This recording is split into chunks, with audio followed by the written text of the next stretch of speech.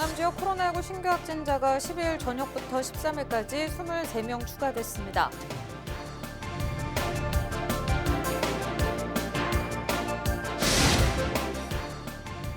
내년 1월 13일부터 창원 특례시가 출범합니다. 창원시는 13일 특례시 전환을 365일 앞두고 기념 행사를 열었습니다.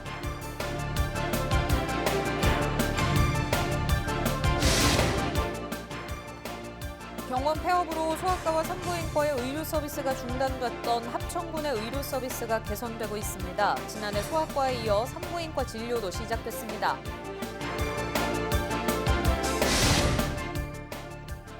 올해 경남에서 유치원 3곳을 비롯해 초등학교 4곳과 중학교 3곳, 고등학교 1곳 등 11개 학교가 새롭게 문을 엽니다.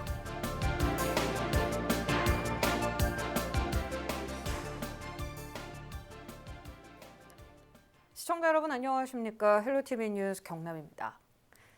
10일 저녁 이후부터 13일까지 경남 지역 코로나19 신규 확진자가 23명 추가됐습니다.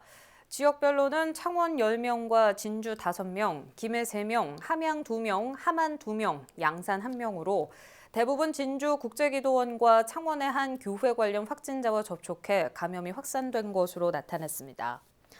13일 오후 5시 기준 경남 지역 도내 누적 확진자는 1,656명입니다. 도는 진주 국제기도원과 경북 상주 BTJ 열방센터 방문자는 조속히 진단검사를 받아달라고 당부했습니다. 창원지가 내년 1월 13일부터 창원 특례시로 새 출발합니다.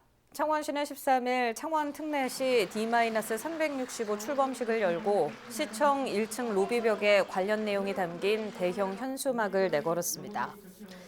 허성무 시장은 출범식에서 광역시급 수준의 행정 서비스를 제공해 시민들이 한 번도 받아보지 못한 혜택을 실감하도록 하겠다고 전했습니다. 하지만 아직까지 구체적인 특례시 권한이 발표되지 않은 상황에서 창원시는 다음 달 특례시 출범 준비단을 발족하고 특례 사무 찾기에 나선다고 설명했습니다. 이 병원 폐업으로 소아과와 산부인과의 의료 서비스가 중단됐던 합천군에서 다시 아동과 산모들이 진료를 받을 수 있게 됐습니다. 과거 인근 지역으로 원정 진료를 떠나야 했던 지역민들의 기대가 높은데요. 이 소식 구지은 기자가 보도합니다. 30대 초반의 여성 김사랑 씨가 산부인과를 찾았습니다. 몸에 이상은 없는지 정기검진을 받기 위해서입니다. 그나마 하나 있던 합천의 산부인과 병원이 지난해 폐업하면서 검진은 물론 간단한 진료를 받으려 해도 인근 진주 지역으로 원정 진료를 가야 했지만 올해부터는 달라졌습니다. 합천 지역에서도 산부인과 진료를 받을 수 있게 됐기 때문입니다. 진주에 가서 일부러 날짜를 빼가지고 진료를 볼 정도로 좀 갔다 왔었는데 먼 거리까지 가지 않고 여기서 이제 나이가 30대 초반 되면은 정기 검진 같은 거를 꾸준히 받을 수 있다고 생각하니까 좋은 것 같아요. 합천군이 보건복지부의 분만 취약지 외래 산부인과 지원 사업에 선정되면서 올해 1월부터 지역의 한 종합병원에서 산부인과 진료를 시작했습니다. 해당 병원인 삼성 합천병원은 산부인과 진료를 위한 진료실과 처치실, 상담실 등을 설치하고 운영에 들어갔습니다. 특히 산부인과 전문 초음파 등 최신 의료 장비와 전문 의료 인력을 구성해 지역 주민들에게 양질의 의료 서비스를 제공하고 있습니다. 의료 취약지역으로서 매우 불편했던 소아 청소년과 산부인과를 진료하게 되어 합천군 인프라 구축에 큰 역할을 했지 싶습니다. 또한 인근 지역인 고령군, 의령군까지 저희 병원에 많은 환자들이 지금 진료를 하고 있는 상황입니다. 최근 2년간 한밤중에 갑자기 아픈 아이를 데리고 갈 소아병원 하나 없었던 합천군.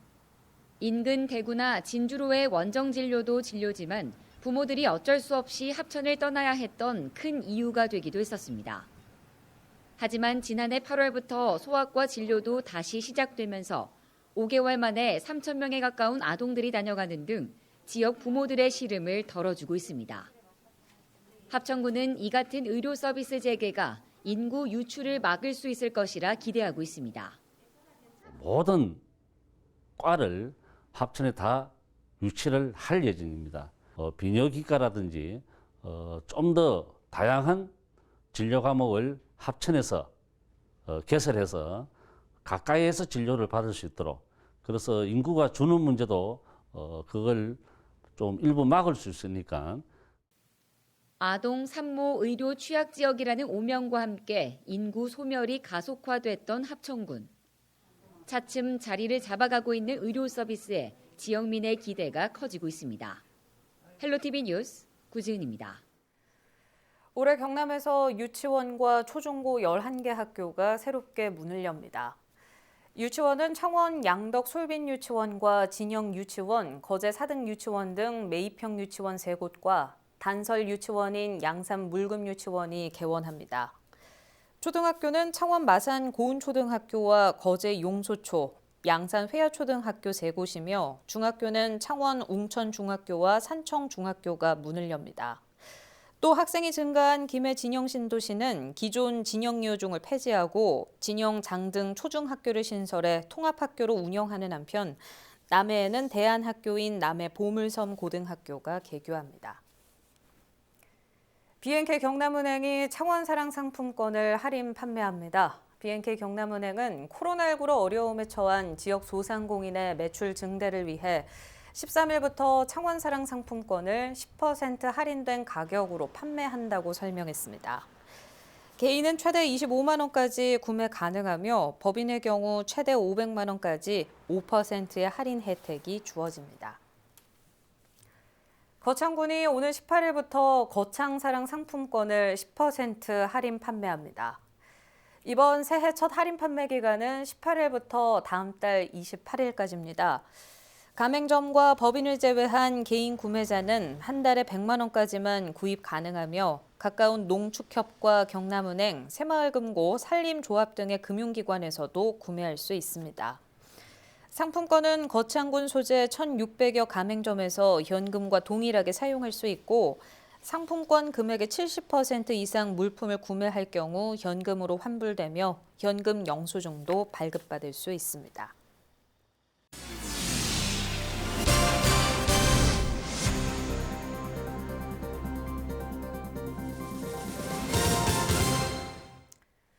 코로나 시대 비대면 선거운동은 필수지요. 부산시장 보궐선거를 앞두고 출마를 선언한 후보들도 온라인이나 SNS를 통해 유권자들의 이목을 사로잡는 데 분주한 상황입니다. 안수민 기자가 보도합니다. 부산시장 보궐선거 예비후보들의 출마 선언식입니다. 지지자를 한 장소에 모을 수 없는 상황에서 현장 대신 온라인으로 유권자를 만납니다. 소통 방식도 다채롭습니다. 뮤직비디오를 만들어 업로드하고 유권자들과 소통하는가 하면 화상회의로 청년들을 직접 만나 사회적 문제에 대한 생각을 공유하고 차를 타고 이동하는 시간 특정 현안에 대한 후보자의 생각을 촬영해 올립니다.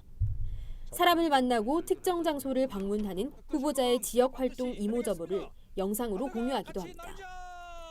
이 같은 비대면 소통은 후보자 입장에서 유권자의 이목을 집중시킬 수 있고 친근함을 전할 수 있다는 이점이 있습니다. 유권자의 입장에서도 공약이나 정책을 조목조목 따져보고 후보자의 면면을 다각도로 살필 수 있다는 것이 장점입니다. 지식이나 정보 중심, 정책 중심의 어떤 그런 이성적인 접근을 하기에는 저는 오히려 더 온라인 중심의 어떤 선거 캠페인이 훨씬 유권자들한테는 정보의 양이라는 측면에서는 훨씬 더 많은 것들을 전달해 줄 가능성이 높다, 그렇게 봅니다. 하지만 선거 판도에 있어서는 수십만의 구독자나 팔로워를 둔 기존 정치인이 신인보다 유리할 수밖에 없습니다. 또 무분별하게 가짜뉴스가 생성되고 이것이 선거법 위반으로까지 이어질 수 있다는 우려도 있습니다. 석 달도 채 남지 않은 부산시장 보궐선거. 온라인에서는 벌써부터 비대면 선거운동의 열기가 뜨겁습니다. 헬로티비 뉴스 안수민입니다. 경남 지역 대학들의 정시 모집 원서 접수 결과 경쟁률이 하락한 것으로 나타났습니다. 이 같은 결과는 학령 인구 감소와 수시 2월 인원이 지난해보다 큰 폭으로 늘어나면서 창원대는 2.51대 1, 경남대는 1.38대 1, 인제대는 1.32대 1이라는 낮은 경쟁률을 보였습니다. 학교별 경쟁률은 국립대보다 사립대가 더 낮게 나왔으며 경남대는 국내 조성 경기 악화에 따라 조성 관련 학과의 정원을 다 채우지 못한 것으로 나타났습니다. 낙동강유역 환경청이 상습 침수를 막기 위해 환경 기초시설을 확충합니다.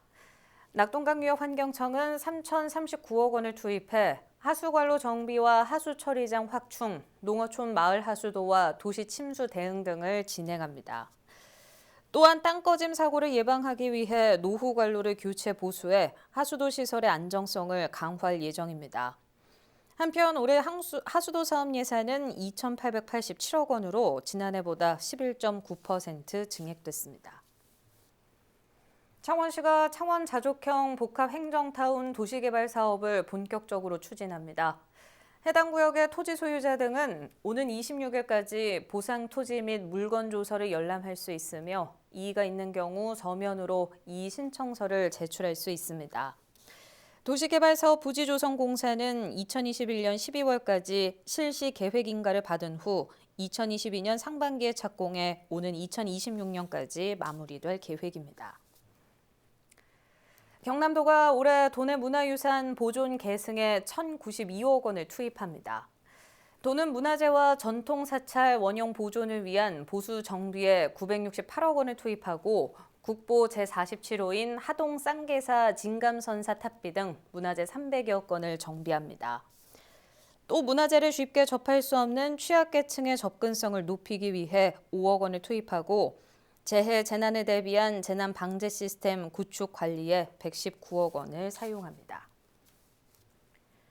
희망브릿지 전국 재해구호협회가 방한 방역물품을 13일 경남도에 전달했습니다.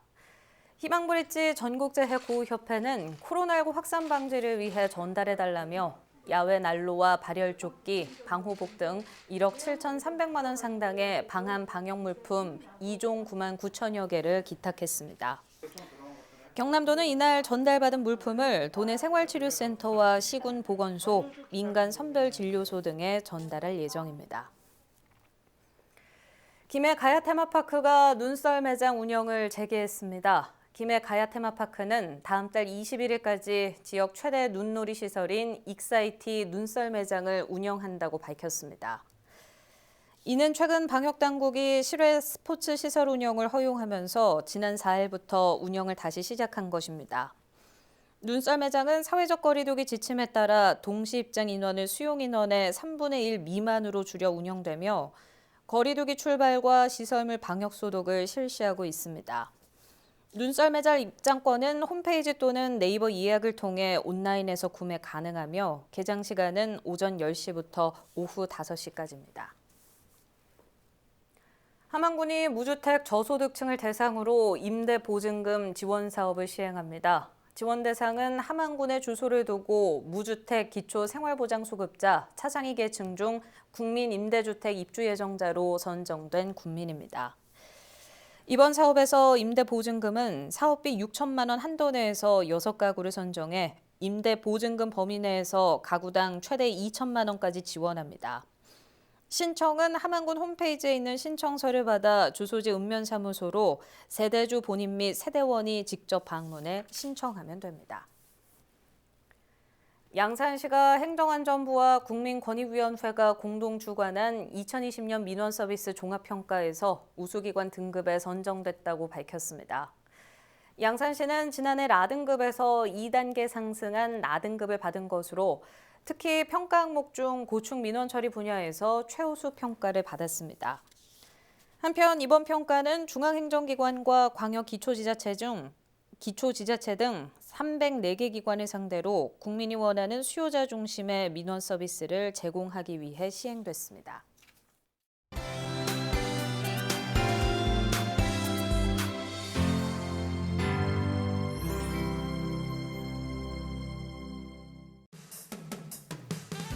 거창군 웅양면 주민자치위원회에서 출산가정을 방문해 축하 선물을 전달했습니다.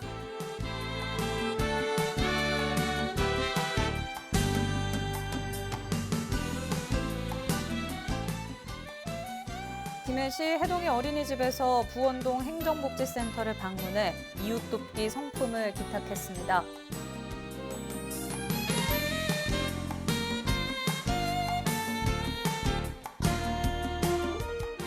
김일권 양산시장이 물금 강서동을 시작으로 읍면동 주요 민원 현장을 점검합니다.